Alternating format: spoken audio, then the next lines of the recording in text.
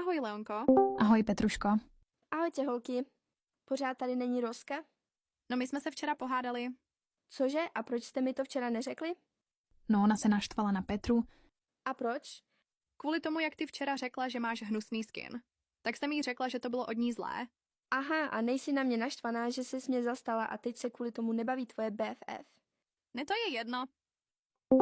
Nazdar. No konečně vypadáš normálně, Sofie. Děkuji. No jak vidím, ty jsi taky změnila avatar. No wow, jasně, že jo, a ještě něco? Uživatel Roska přidala do skupiny Kubu. Koho to přidáváš, Rozárie? Já nechci, aby tady byl nějaký Kuba. Ahojte holky, já jsem Kuba. Ahoj, já jsem Sofie. Já jsem ta nová. Já vím, já vás všechny znám, už mi Roska o vás vyprávěla. Nazdar. A super. Takže ty řekla určitě to, co se včera stalo? Jo, řekla, byla si na ní zlá. Děláš si prdel? Rozárie, to trochu přeháníš, ne? Co jako? Hele, hned první den si řekla, že má hnusný skin a já řekla, že to bylo od tebe hnusné a teď říkáš, že jak jsem byla ta zlá? Jsi normální? A teď si tady zveš do skupiny svého kamaráda, aby si mu řekla lež? Za prvé, není to můj kamarád. Za druhé, neřekla jsem mu lež, prostě si byla na její straně, i když si ji znala minutu. To není tvůj kamarád.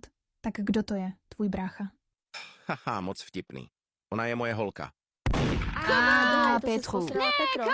Hahaha, už je po tobě. Osi to Co s ním udělala? teď jako budeme dělat? No to je špatný, holky. Nevím, hodím ho do odpadkového pytle? No to fakt ne, Kubo ne, ach jo, Kubo.